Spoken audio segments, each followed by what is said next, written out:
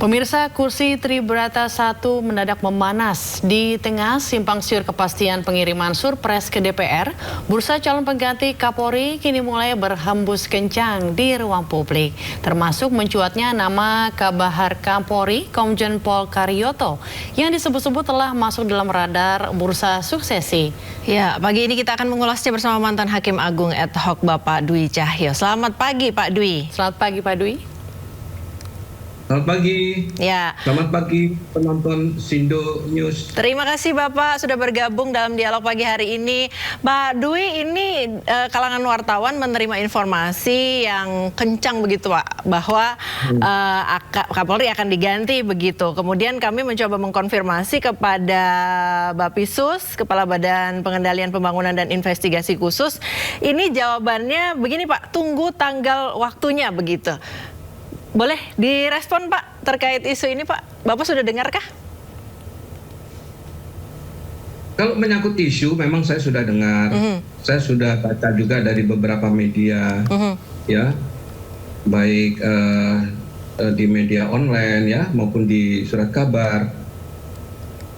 Jadi kepastian itu memang tinggal menunggu apakah Pak Prabowo akan segera mengganti dalam waktu dekat ini. Tentu tergantung beliau nanti apakah dalam waktu dekat ini segera akan diganti. Pasti sebelum penggantian biasanya Pak Presiden itu akan mengkonsultasikan dengan DPR. Ya seperti yang sudah seperti itu. Nah, kita tinggal lihat aja nanti menunggu apakah ini sudah dilakukan. Tapi saya dengar ini memang kuat sekali dari lingkaran Pak Presiden ya. Itu ada salah satu yang sudah berbicara dengan Pak Presiden untuk segera mengganti Kapolri dari orang-orang dekat Pak Presiden. Dan saya mendapat informasi itu, cuma nggak perlu saya sebutkan namanya, nggak enak nanti ya. Ya, Pak, kami coba konfirmasi juga ke DPR. Kemarin itu informasi terakhir belum ada surprise begitu, Pak. Tapi terkait dengan apakah jadi, apakah sekarang, apakah beberapa waktu lagi, bagaimana sih Pak penggantian Kapolri yang ideal? Idealnya? Ya, jadi gini loh. Kalau kita melihat sekarang ini kan sangat tinggi polemiknya tentang seorang Kapolri dan sekaligus menyangkut masalah jabatannya. Kalau kita melihat dari perspektif good governance ya, coba kita lihat ke sana, bahwa sebenarnya kapasitas ideal Kapolri itu bukan hanya kuat memimpin secara struktural, tetapi mampu memastikan Polri itu dikelola dengan profesional, transparan, akuntabel, responsif, ya, partisipatif, dan taat hukum. Nah ini yang terakhir yang paling penting nih. Kemudian dalam konteks ini Kapolri itu sebenarnya adalah dia seorang pemimpin yang harusnya atau wajib bisa menerjemahkan kewenangan institusinya menjadi tata kelola yang dipercaya oleh publik, oleh masyarakat, ya, sehingga masyarakat itu merasa nyaman dan aman ketika berhadapan atau berada di institusi kepolisian ini. Begitu, Mbak. Ya, berarti Pak Dwi, ini apa parameter objektif yang seharusnya jadi acuan utama Pak dalam suksesi kepemimpinan Polri ini? Tolong diulang Mbak pertanyaannya. Berarti dari statement Bapak ini berarti apa yang menjadi acuan utama Pak dalam suksesi kepemimpinan Polri ini agar tetap berjalan profesional? Polri itu harus memastikan bahwa Polri itu tunduk pada hukum. Jadi bukan menganggap bahwa institusi Polri ini sebagai sumber hukum. Ya, sejauh ini yang berjalan bagaimana Pak? Profesional ya. Ya, sejauh ini yang berjalan bagaimana Pak? Sejauh ini kalau menurut penilaian saya 15 tahun menjadi Hakim Agung ad hoc ya, untuk menangani kasasi dan PK, dan saya ketika membahas di rapat-rapat pleno, ya, terutama menyangkut masalah pidana dan peristiwa hukum yang lain, itu memang lebih cenderung kepolisian ini melihat masih tebang pilih, ya. Ini kasus berkaitan dengan siapa, ini kasus berhubungan dengan siapa, itu masih terlihat sekali. Seharusnya tidak seperti itu. Nah, inilah peran Kapolri nanti yang dibutuhkan untuk kembali kepada jati diri seorang Kapolri. Yang tadi saya katakan, dia bisa menerjemahkan kewenangan institusinya itu, sehingga masyarakat merasa bahwa keberadaan Kepolisian Republik Indonesia ini benar-benar bisa bermanfaat untuk masyarakat. Banyak sekali memang persoalan-persoalan yang juga terlihat bahwa di situ adanya satu, ya mohon maaf kalau saya katakan sering terjadi kriminalisasi, itu benar. Ya, karena ya kami pun juga melihat kasus-kasus yang masuk di kasasi, yang kemudian itu kita bicarakan di dalam rapat pleno segala, terlihat sekali bahwa adanya satu perbuatan atau langkah-langkah hukum yang dilakukan dengan mengkriminalisasi seseorang. Nah, inilah yang dibutuhkan, bahwa Kapolri itu harus memastikan bahwa Polri tunduk pada hukum, bukan menganggap sebagai sumber hukum. Waduh, kalau menganggap sebagai sumber hukum, waduh, akhirnya ya seperti sekarang ini gitu. Jadi tidak lagi menghargai atau melihat pasal-pasal yang harus disangkakan kepada tersangka yang sedang diperiksa, tetapi harus benar-benar dia melihat bahwa seseorang ini kalau dinyatakan bersalah, itu memang harus tepat penempatan pasal-pasalnya. Nah, contohnya seperti itu. Jadi ya dalam konteks tadi saya katakan, dalam konteks good governance tadi, berarti bahwa tindakan kepolisian itu harus berdasarkan aturan, ya, harus berdasarkan aturan yang dapat diuji dan tidak diskriminatif. Ya, Bapak ini tadi Bapak sempat menyinggung begitu, ada tebang pilih, ada kriminalisasi. Bisakah masyarakat berharap agar hal-hal seperti ini yang Bapak tadi sebutkan itu tidak terjadi lagi begitu? Menjadi kondisi yang betul-betul ideal penegakan hukum? Ya tentu masyarakat berharap seperti itu. Bisakah menjadi kenyataan Bapak di masa depan? Di masa depan memang secara struktural, ya, secara struktural dari kepolisian itu harus memangkas bagian-bagian yang memang tidak terlalu bermanfaat. Jangan terlalu banyak juga jenderal-jenderal yang atau bintang-bintang yang ada di Mabes Polri tetapi tidak ada manfaatnya. Nah, ke depan itu untuk menjadikan satu institusi Polri ini lebih baik, ya, dan dia bisa menjadi pengayom masyarakat, jangan sekarang ini pemilihan Kapolri itu orang-orang yang menjabat jabatan yang dipilih oleh Kapolri sekarang. Wah, ini saya nggak setuju. Harus dicari orang-orang, banyak kok di kepolisian tuh, banyak polisi-polisi yang baik itu banyak.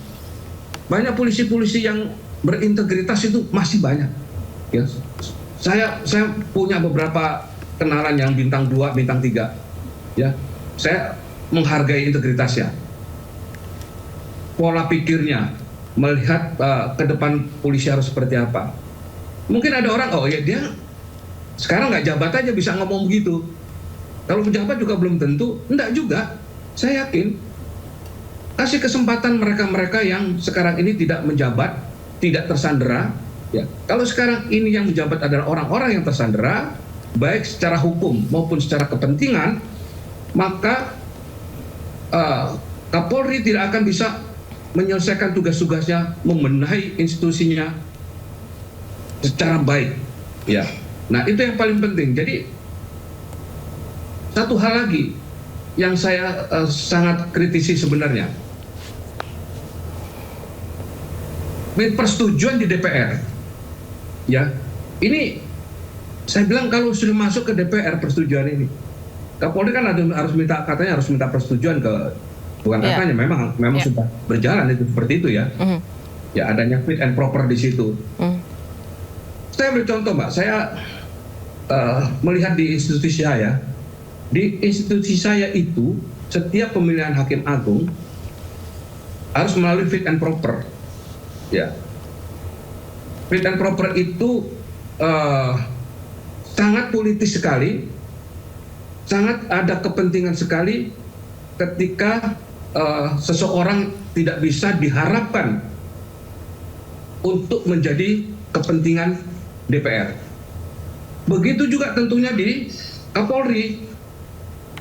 Seorang Kapolri nanti kalau dinyatakan oleh mereka, ya, dinilai oleh mereka, dirasakan oleh mereka, ternyata ini tidak akan bisa, ya, untuk didekati oleh mereka, terutama dari Komisi 3, dan kemudian juga ada hal-hal yang mereka anggap ini sangat membahayakan kami juga.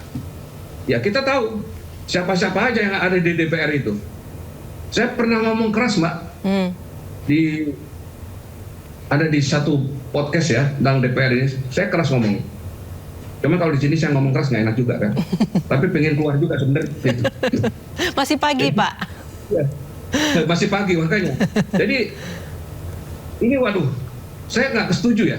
Seperti kita lihat, Mbak, satu contoh saja. Ada satu hakim yang ikut pencalonan untuk hakim agung. Dia salah satu hakim yang memvonis hukuman mati terhadap Freddy Sambo. Begitu dia ikut tes untuk calon hakim agung, pemilihan suara di Komisi 3, dia tidak mendapat satu suara pun, Mbak. Tidak mendapat satu suara pun juga. Apa, Pak, yang terjadi itu, Pak? Kalau Bapak melihat apa sebenarnya yang terjadi sampai nggak dapat suara sama sekali? Apakah memang kurang populer atau apa faktornya? Faktornya kalau saya melihat di sini adalah yang tadi saya sampaikan. Di Komisi 3 itu masih melihat ini bisa diajak cinceng nggak? Ini bisa diajak main mata nggak? Ini bisa dideketin nggak? Ini bisa membackup kepentingan saya nggak? Kalau di Komisi 3 masih melihat seperti ini, tidak akan mendapatkan orang-orang baik, Mbak. Kalau saya memelihara orang baik, berarti dia akan berhadapan dengan saya. Saya pelihara aja orang jahat. Sama-sama jahat. Oh. Memang tidak semua jahat, ya. Tapi kalau mayoritas, rusak negara ini, rusak tatanan hukum ini, Mbak. Artinya Bapak ini krusial sekali ya Pak terkait dengan pelibatan lembaga pengawasan seperti Kompolnas, KPK atau rekam jejak putusan ya Pak ya, untuk memastikan calon ini sebelum dikirimkan nama-namanya ke DPR ya Pak ya? Iya, betul Mbak. Jadi disinilah peran daripada DPR bagaimana untuk memastikan memilih putra bangsa terbaik untuk memimpin suatu institusi. Tapi saya masih tetap optimis ya bahwa Pak Prabowo masih mempunyai penilaian pandangan terhadap putra bangsa yang terbaik ini yang akan didudukan sebagai seseorang yang memimpin suatu institusi yang kelak akan bisa membantu kinerja Pak Prabowo. Baik. Saya masih punya keyakinan itu. Tetapi kalau tidak, wassalam. Menjadi keyakinan kita bersama Bapak untuk semua yang menjadi yang akan dipilih nanti, nama-nama yang juga akan diserahkan ke DPR, menjadi nama-nama yang memang layak untuk memimpin kepolisian dan menjadi kepanjangan tangan Presiden untuk penegakan hukum. Terima kasih Bapak Cahyo, mantan Hakim Agung ad hoc atas waktunya dalam dialog pagi hari ini di Sindo Today. Semoga Mbak. Ya, Bapak. Halo, satu lagi saya sampaikan. Baik. Saya pada waktu saya pernah kami dari FPP TNI, kebetulan saya berada di FPP TNI. Kami pernah diundang pada waktu pertemuan dengan tim reformasi Polri. Ya. Ya, kami dari FPP TNI juga sudah mengajukan beberapa usulan-usulan untuk perbaikan institusi Polri. Ya. Tapi saya nggak tahu apakah itu nanti dipergunakan, dipakai. Mudah-mudahan nanti dengan Kapolri yang baru, usulan kami yang dari FPP TNI Baik. ini bisa direspon. Ya, baik. Terima kasih. Itu informasinya. Baik, terima kasih Pak Dwi Cahyo. Selamat beraktivitas, sehat selalu Bapak. Kita harapkan yang terbaik. Ya, terima kasih Mbak.